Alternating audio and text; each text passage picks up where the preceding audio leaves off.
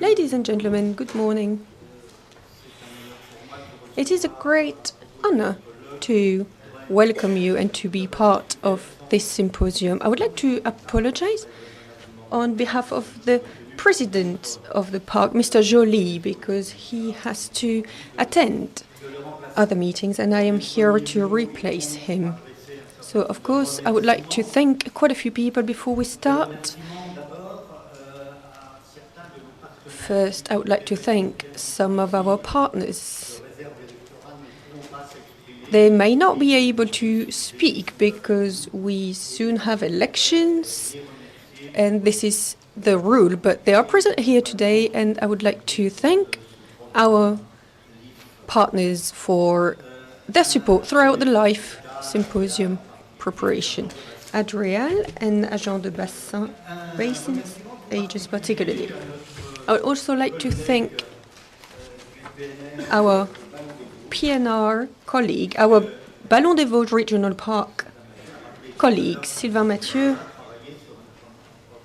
reminded us that we worked on a LIFE program with another regional park. And that was a partnership between the Morvan Regional Park and Ballon des Vosges Regional Park. So thank you so much to our partner. I think we have already achieved a lot of great work together, and now we start a second initiative. Thank you, Sylvain. Thank you to the Regional Council, once again, the Franche-Comté Regional Council, for their continuous support throughout these few years. I also would like to thank the European Union and their representative, Mr. de Gris.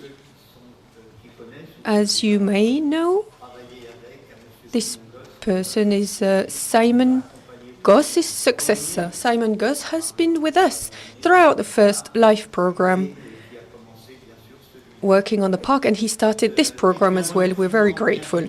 And I also would like to thank another person who's not here with us today, but Mr. Gamel. He's the vice president of the Regional Parks Federation, and he'll be here tomorrow.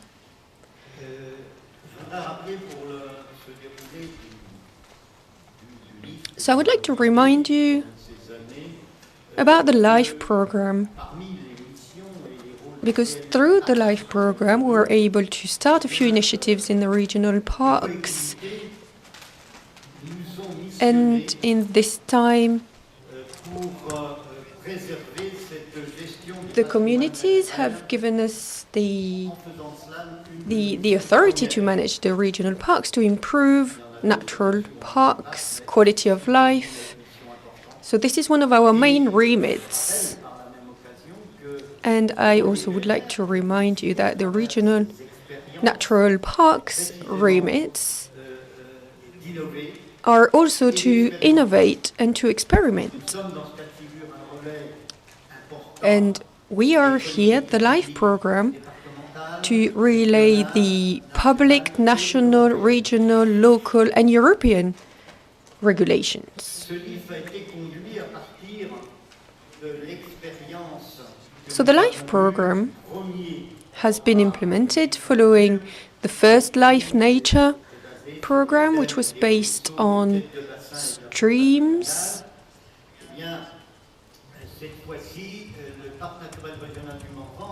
And streams wildlife.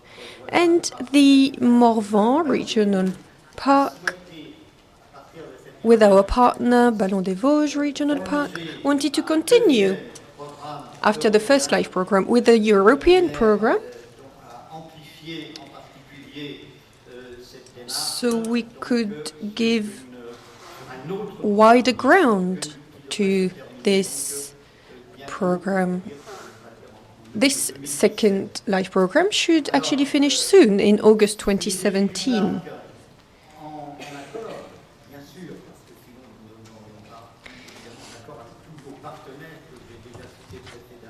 So our park officials wanted to take part in this new LIFE program. We applied by the European Union in September 2010. And the program started in September 2011. As I said, it will end in a few weeks, in August 2017. As I said, we wanted to give a wider scope, wider ground to our first program because it was very successful. So this second project, which we'll talk about during this symposium in more details, the aim of this program is to apply the skills we acquired throughout the first program. And what we would like to do is to demonstrate now specifically what we can do, implementing the measures with the rivers managers, applying more initiatives to achieve ecological continuity. So what can I tell you about the actions? The actions of our program are around 4 areas. First, the refurbishment, rehabilitation of the river streams. We also want to apply agricultural and forest regulations by reducing the natural risks for the fishes and reducing the risks for cattle. As you may know, in our parks we have a lot of forests,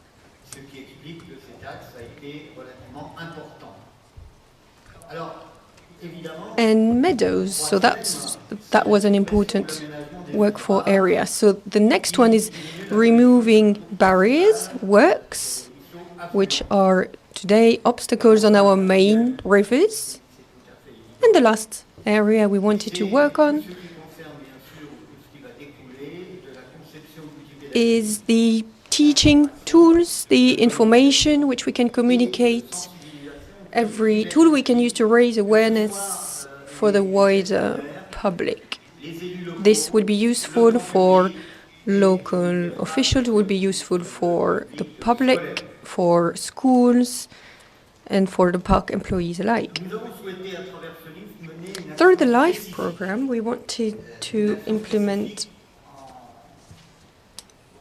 a specific action regarding ecological continuity particularly.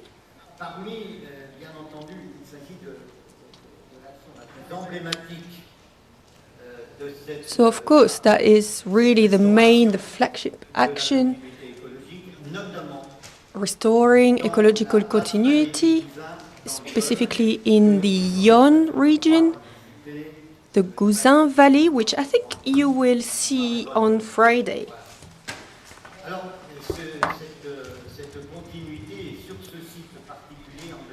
This is really one of our flagship projects. And as you may know, this is really part of our heritage. So there is a lot at stake with this project. First, the natural impact, because the Cousin is populated by trouts, the Fario trouts and mussels, which might become extinct if we don't do something soon. So as I said, the heritage, the assets, the history, natural history of these environments are significant. It used to be an industrial area with a lot of windmills. We still produce.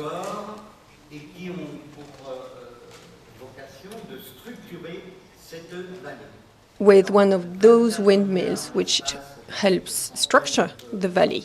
So as you can imagine, a couple of dozens of factories on one river, one portion of a river, is a significant obstacle, and I think we will talk about that in further detail during this symposium. As you know, when we talk about mills, we of course talk about significant topics, and I think the park managed to implement a really good strategy, a really good method, because if the owners want to keep these mills in use, they know they have to cooperate, and this is a really important issue for the river. So we used the regulations on ecological continuity on river streams. As you know, with the framework directive, European framework directive, which helps in managing parks and water in the Seine-Normandy region and everywhere else in France.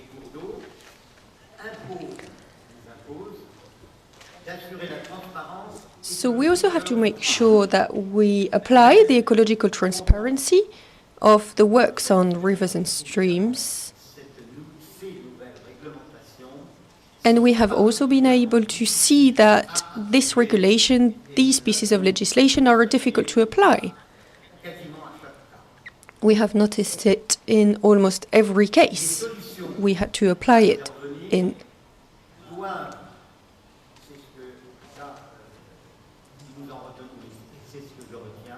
So the solutions, the lessons we learned are that the solutions will be found for each case specifically, because generally we're talking about barriers, mills, works which are very expensive, big infrastructures. So usually when we raise awareness with these owners, the owners of the works, usually they are concerned, very concerned, and we understand that.